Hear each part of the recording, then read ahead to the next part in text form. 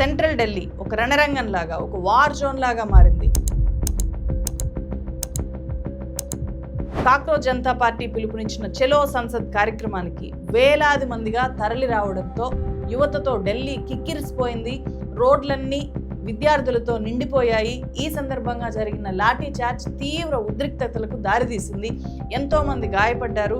Police brutality మీద, విద్యార్థుల మీద ఈ స్థాయిలో బలప్రయోగం చేయడం మీద తీవ్ర స్థాయిలో విమర్శలు వ్యక్తమవుతున్నాయి. This country has a majority of young people.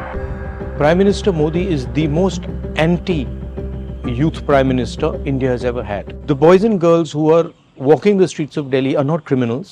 ఒకసారి విజువల్స్ జాగ్రత్తగా చూడండి. पुलिस वाले भी पथराव कर रहे हैं, देखिए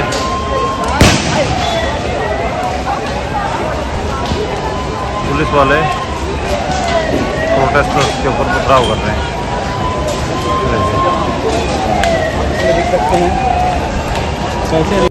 చేతిలోకి రాళ్లు తీసుకొని ఆందోళన చేస్తున్న యువత మీద విసిరి విసిరి కొడుతున్న వాళ్ళు పోలీసులు.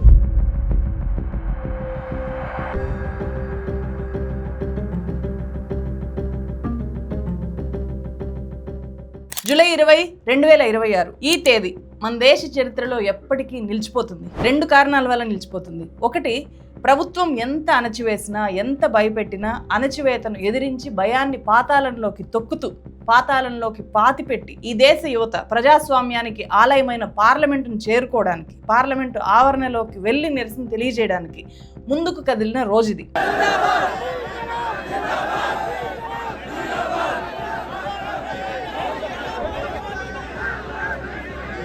రెండో కారణం, పార్లమెంటుకు నిజమైన ప్రభువులు పాలకులు కాదు, ఈ దేశ ప్రజలు, మేమే ప్రభువులు అని చెప్పి ఈ దేశ యువత చాటి చెప్పారు. అలాంటి ప్రజలు తల పగిలిన, లాఠీలు విరిగిన, ఎంతగా అణచివేసినా కూడా ముందుకు సాగుతూ వెళ్ళారు. గుండెల నిండా ధైర్యంతో, పిడికిలి నిండా పట్టుకున్న జాతీయ జెండాతో ఈ దేశ యువత పార్లమెంటు వైపు కదిలింది కూడా ఈరోజు. అది ఢిల్లీ చలో సంసద్ కార్యక్రమంలో. ఉదయం నుంచి విపరీతమైన టెన్షన్తో అత్యంత ఉద్రిక్తకరంగా సాగిన ఈ చలో సంసద్ విశేషాలు ఖచ్చితంగా ప్రతి ఒక్కరూ తెలుసుకోవాలి. ఇక్కడ మీరు చూస్తున్న ఈ యూత్ అంతా కూడా చాలా హ్యాపీగా జీవితాన్ని గడుపుతూ ఏదో సరదా కోసం ఢిల్లీ జంతర్ మంతర్కి వచ్చి అక్కడి నుంచి పార్లమెంట్కి వచ్చిన వాళ్ళు కాదు. వీళ్ళు నానా కష్టాలు పడి ఢిల్లీకి చేరుకున్నారు. అక్కడి నుంచి అనేక కష్టాలతో ఈ ర్యాలీలో పాల్గొని ముందుకు కదిలారు. వాళ్ళని గుండెల నిండా ధైర్యము, ఖచ్చితంగా గవర్నమెంట్కి ఎదురు తిరిగి నిలబడాలి, మన గొంతు వినిపించాలి అనే ఒక మొండి పట్టుదలే వాళ్ళని నడిపించింది. ఎంతో మంది మీద లాఠీలు విరిగాయి.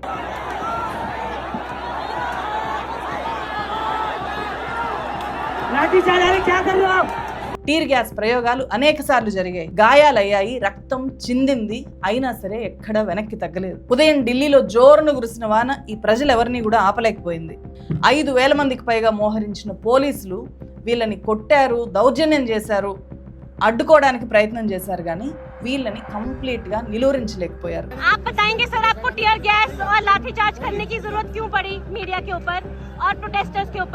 పార్లమెంట్ లోకి ఎవరైనా దూసుకొని వస్తే వాళ్ళ మీద కాల్పులు జరపడానికి కూడా సిద్ధమైందా గవర్నమెంట్ అనేలాగా ఈ విజువల్స్ చూస్తే మనకు అర్థమవుతుంది. అయితే పార్లమెంట్ గేట్లు కంప్లీట్ గా క్లోజ్ చేసేశారు. లోపలికి వెళ్ళలేదు, కానీ పార్లమెంట్ దగ్గర దాకా 100-200 మీటర్ల దగ్గర దాకా కూడా చాలా మంది చేరుకున్నారు. టీర్ గ్యాస్ ని అందుకే అనేక సార్లు అక్కడ ప్రయోగించారు. మొత్తం మబ్బులు కమ్మేసినంత తీవ్ర స్థాయిలో ప్రయోగించారు.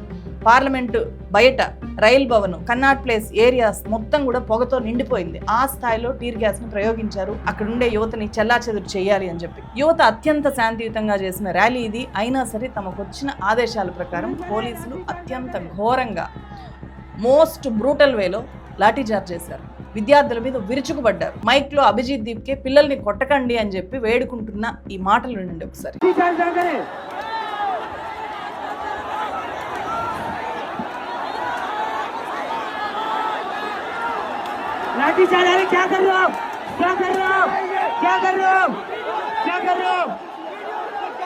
ఒక్క యువకుడిని 10 మందికి పైగా పోలీసులు చుట్టుముట్టి కొడితే ఏమవుతుంది తెలుసు కదా. ఒక గదిలో బంధించి పిల్లిని కొడితే అది పులవుతుంది అని చెప్పి దాన్ని రిఫ్లెక్ట్ చేసే ఎగ్జాక్ట్ సీన్ ఈ ర్యాలీలో జరిగింది.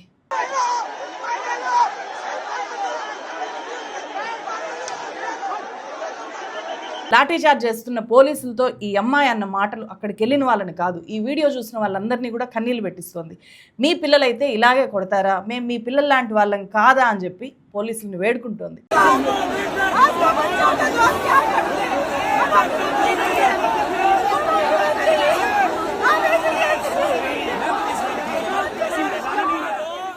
ప్రతి మలుపులో అడ్డుకున్నారు, ప్రతి కదలికను నియంత్రించాలి అని చెప్పి చూశారు. అంత పెద్ద సంఖ్యలో బలగాల్ని మోహరించారు. కానీ ప్రభుత్వానికి తమ ధర్మాగ్రహం తెలిసేలాగా చేయాలి అనే సంకల్పం ముందు సర్వ యంత్రాంగాలు ఫెయిల్ అయ్యాయి. యువత పార్లమెంటు ఆవరణ వైపు దూసుకొస్తుండగానే ప్రధాని నరేంద్ర మోదీ కాన్వాయ్ పార్లమెంట్లో నుంచి బయటికి వెళ్ళిపోయింది. పార్లమెంటులో ఈ ఇష్యూ మీద చర్చ జరుగుతుందేమో అని చెప్పి ఊహించారు, కానీ అలా ఏమీ కూడా జరగలేదు. చూడండి ఈ జనసందోహాన్ని. ఏ మీడియా ఛానల్ కూడా మీకు ఈ విజువల్స్ చూపించి ఉండదు. ఎందుకంటే ఇక్కడున్న ప్రతి ఒక్కరూ కూడా వాళ్ళ ఫోన్లనే మీడియాగా మార్చి ప్రభుత్వం జంతర్ మంతర్ పరిధిలో ఇంటర్నెట్ని ఆపేసినా కూడా తీసిన విజువల్ని ఇంటర్నెట్ కోసం, ఇంటర్నెట్ ఎక్కడ దొరుకుతుందా అని చెప్పి పరుగులు పెట్టి మరీ అప్లోడ్ చేస్తే బయటకు వచ్చిన సిటిజన్స్ రికార్డెడ్ విజువల్స్. ఇంతకు మించిన ఎక్స్క్లూజివ్ ఫుటేజ్ ఉండదు. మీడియా ఛానల్స్ ఏవి కూడా వీటిని చూపించే ధైర్యం కూడా చేయవు. సో ఇక్కడే మనం మీడియాని రెండుగా డివైడ్ చేయొచ్చు. ఇక్కడ జరిగిన ర్యాలీ ఈరోజు దేశంలో ఇంతకు మించిన సమస్య లేదు, కానీ చాలా ఛానల్స్ వీటిని ఎక్కడా కూడా చూపించలేదు. ముఖ్యంగా national media. Nation wants to know అని చెప్పి పెద్ద పెద్ద గొంతులు వేసుకొని అరిచే సోకాల్డ్ నేషనల్ మీడియా, గోధి మీడియా అని చెప్తారు కదా, కేంద్ర ప్రభుత్వం ఒళ్ళో కూర్చొని వార్తలు రాసి వాటిని టెలికాస్ట్ చేసే మీడియా ఈ విజువల్స్ ని కానీ ఈ జరిగిన కార్యక్రమాన్ని కానీ అస్సలు టెలికాస్ట్ చేయలేదు. మళ్ళీ ఆ మీడియాకి అందే నిధులు ఎక్కడి నుంచి వెళ్తాయి? మనం కట్టే ట్యాక్స్ డబ్బులతో, ఇక్కడ వచ్చిన వాళ్ళు కట్టే ట్యాక్స్ డబ్బులతోనే యాడ్స్ రూపంలో ఆ మీడియాని కేంద్ర ప్రభుత్వం పోషిస్తుంది. సో దానికోసమే వాళ్ళకి ఇది పెద్ద ఇష్యూనే కాదు, అసలు ఇష్యూనే కాదు, పైగా మిస్లీడ్ చేసేలాగా కథనాలు నడుపుతున్నారు. 2014 తర్వాత ఢిల్లీ పార్లమెంటు గేట్ దాకా ఇంత పెద్ద కార్యక్రమము, ఇంత పెద్ద జనాందోళన, యువత ర్యాలీ ఎప్పుడూ జరగలేదు. దీన్ని బట్టే మనం అర్థం చేసుకోవచ్చు ప్రజల కోసం ఏ మీడియా పనిచేస్తోంది, పాలకుల్ని సంతోషపెట్టడానికి ఏ మీడియా పనిచేస్తోంది అని చెప్పి. అఫ్ కోర్స్ వీళ్ళందరూ సోకాల్డ్ మీడియా కవరేజీని కోరుకోలేదు కూడా, కానీ వాళ్ళ చుట్టూ ఏం జరుగుతోందో, వాళ్లకు ఏం జరుగుతోందో ప్రతి ఒక్కరికి తెలిసేలాగా చేయాలి అని అనుకున్నారు ముందు నుంచే. ఇప్పుడే కాదు, సిజేపీ ఆందోళనల్లో మొదటి నుంచి ఒక కెమెరా, మొబైల్ ఫోన్, ఎవరి చేతుల్లో ఉండే మొబైల్ ఫోన్ని వాళ్ళు చాలా బలంగా యూజ్ చేయాలి, ప్రతి సన్నివేశాన్ని వాళ్ళు రికార్డ్ చేయాలి, భద్రపరచుకోవాలి అని చెప్పి ఫిక్స్ అయ్యారు. ఎందుకంటే రకరకాల కాంట్రవర్సీస్ క్రియేట్ చేయాలి అని చెప్పి కూడా ప్రయత్నాలు జరిగాయి కాబట్టి. సో అందుకే మొబైల్ ఫోన్లతో పాటు పవర్ బ్యాంకులు కూడా తెచ్చుకొని మరి ప్రతి దృశ్యాన్ని చిత్రీకరించారు, బయట పెట్టగలిగారు. కాబట్టే ఆ తీవ్రత వాళ్ళందరికీ అర్థమవుతుంది. కేవలం మెయిన్ స్ట్రీమ్ మీడియా మాత్రమే చూపిస్తే ప్రజలు తెలుసుకునే పరిస్థితి కనుక ఇప్పుడు ఉండింటే మొత్తం దృశ్యాలు మాయమైపోయేవి, ఈ ర్యాలీ జరిగిందా లేదా అని కూడా తెలిసేది కాదు. పైగా రకరకాల కట్టుకథలు ప్రచారంలోకి వచ్చేవి. ఇక్కడ 2 సంఘటనలు ప్రచారంలో ఉన్నాయి. వాటిలో నిజమెంత అనేది దీని మీద ఎవరైనా విచారణ చేస్తే, నిజాయితీగా బయటపెడితే తెలియాలి. ఆ 2 ఏంటంటే, ఒక పెద్ద కంటైనర్ నిండా రాళ్లతో నింపి ఆ రాళ్ళని ఈ జంతర్ మంతర్ ఆందోళనకి దగ్గరలో ఉంచారు. ఎందుకు ఉంచారు అనేది తెలియదు ఎవరికి కూడా. అక్కడున్న యూత్ ఆందోళనలో పాల్గొనడానికి వచ్చిన వాళ్ళే దాన్ని క్వశ్చన్ చేస్తున్నారు, అసలు ఇన్ని రాళ్ళు ఇక్కడ పెట్టాల్సిన అవసరం ఏముంది అని చెప్పి. भाई ये जो गाड़ी देख रहे हैं आप, इसमें पत्थर आए हुए हैं, ईंटें आई हुई हैं. అలాగే మొత్తం తుక్కుతుక్కుగా మారిపోయిన, బాగా చితక్కొట్టేసిన లాంటి కండిషన్లో ఉండే ఒక వెహికల్ని కూడా అక్కడ పార్క్ చేసి పెట్టారు. मैं जंतर मंतर रोड पर मौजूद हूँ. अंदर आप मेरे देखेंगे ये जो रास्ता जा रहा है जंतर मंतर की तरफ जा रहा है. अभी घड़ी में 4:40 हो गए हैं, सुबह का ये टाइम है. अभी हम देख रहे हैं प्रोटेस्ट साइट पे, जो कि हमें इन्फॉर्मेशन मिली है, ये एक वैन है जो टूटी हुई है पूरी तरीके से. ऐसा लग रहा है कि इसको किसी ने तोड़ा है. तो अभी आप बता रहे ये किस रीजन से रखी गई ये तो हमको पता नहीं है, मगर इससे पहले गाड़ी यहाँ नहीं थी, यहाँ पे नहीं थी. अभी लाके ये खड़ा जब किया गया. हाँ ये 3 बजे के बाद आके यहाँ पे रखी गई. जब సో వీటిని ఎవరు పెట్టారు అని కూడా తెలీదు, ఎందుకు పెట్టారు అని మాత్రం అక్కడ ఉన్న వాళ్ళు అడుగుతున్నారు. మన దేశ రాజకీయ పార్టీలు ఈ యువతను ఆశ్చర్యపోయి చూస్తూ ఉండాలి, ఈ ర్యాలీని, ఈ మూమెంట్ని గమనిస్తూ ఉంటే కనుక. ఎందుకంటే ఒక్క రాజకీయ సభ పెట్టడానికి డబ్బులు ఇచ్చి, బిర్యానీ ప్యాకెట్లు ఇచ్చి, మందు సీసాలు ఇస్తే కానీ సభలు నిండవు. అలాంటిది ఎందుకు లక్షలాది మంది సొంత డబ్బులు ఖర్చు పెట్టుకొని చెలో ఢిల్లీ అని చెప్పి రాజధానికి వచ్చి, చెలో పార్లమెంట్ అని చెప్పి ఈ స్థాయిలో పాల్గొన్నారు? ఏ మోటివ్ వాళ్ళని ముందుకు నడిపించగలిగింది? ప్రజాస్వామ్యాన్ని కాపాడుకోవాలి, న్యాయం కావాలి, ప్రభుత్వాలని కాదు అధికారము ప్రజలది అని చెప్పి చాటి చెప్పాలి అనుకున్నారు. ఇది పార్టీలకు ఒక పాఠము, ఒక గుణపాఠం.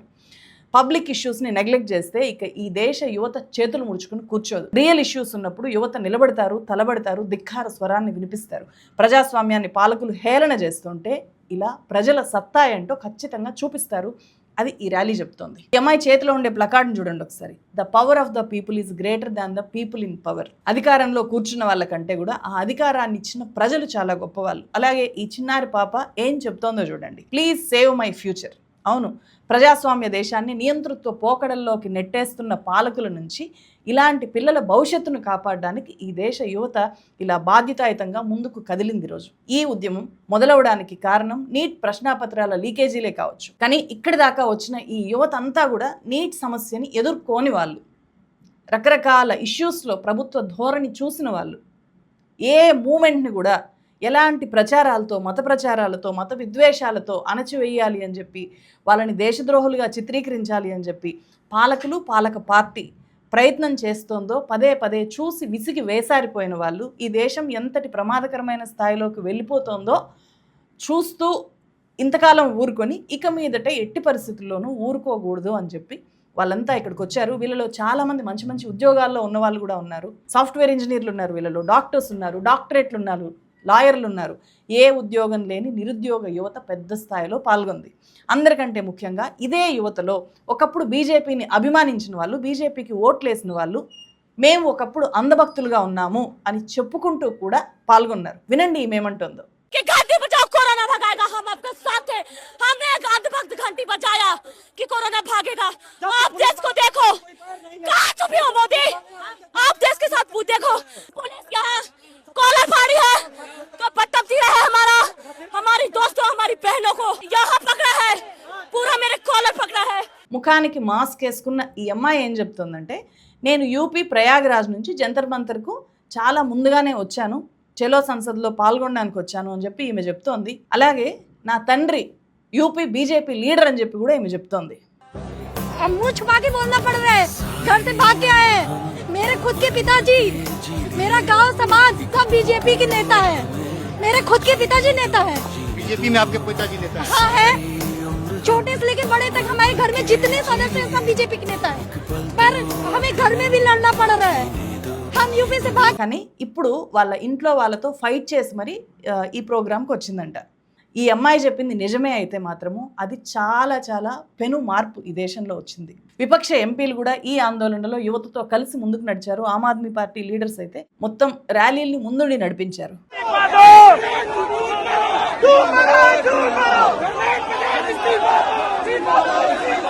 अंदर हाउस में हमारी व्हाट्सएप जैम कर दिए, गेट बंद कर दिए। क्या सरकार है? पार्लियामेंट बच्चों का हक है, जो संविधान का दिया हुआ अधिकार है इन बच्चों का।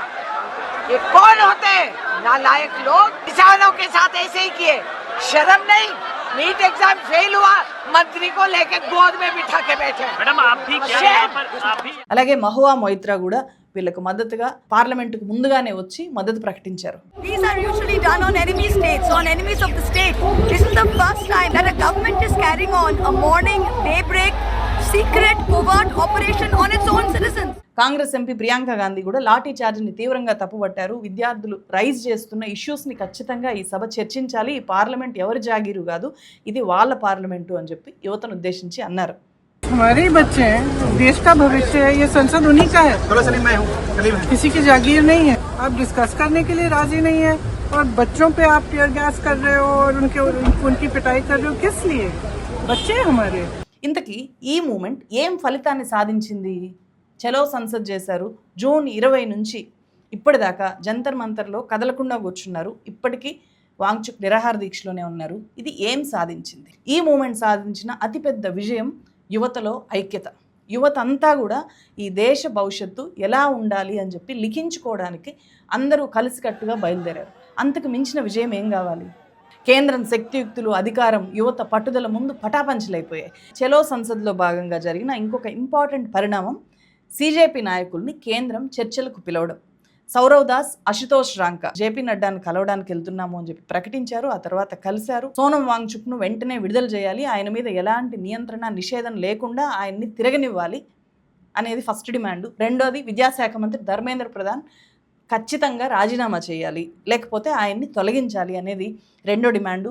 మూడోది, నీట్ 2026 పేపర్ లీక్స్ వల్ల ఆత్మహత్య చేసుకున్న విద్యార్థుల కుటుంబాలకు ₹1 పరిహారం ఇవ్వాలి. అలాగే పోలీసులు బలప్రయోగాన్ని ఆపాలి, శాంతియుతంగా నిరసన చేస్తున్న విద్యార్థుల మీద లాఠీ చార్జు, టీర్ గ్యాస్ ప్రయోగం లాంటివి చేయకూడదు. ఈ ప్రధాన డిమాండ్లను ఒక లెటర్ రూపంలో జేపీ నడ్డాకు ఇస్తే మంత్రి తగిన స్థాయిలో మేము చర్చిస్తాము అని మాత్రమే చెప్పారు, కానీ మాకు ఎలాంటి కమిట్మెంట్ ఇవ్వలేదు అని చెప్పి కూడా వాళ్ళు ప్రకటించారు. ఒకవైపు వాళ్ళను పిలిచి మాట్లాడి, ఇంకొక వైపు శాంతియుతంగా ఆందోళన చేస్తున్న వాళ్ళను ఈ స్థాయిలో అణచివేయడం ఏంటి? ఈ ధోరణినే చాలా ఆవేదనతో, ఆక్రోశంతో ఇప్పుడు క్వశ్చన్ చేస్తున్నారు విద్యార్థులు.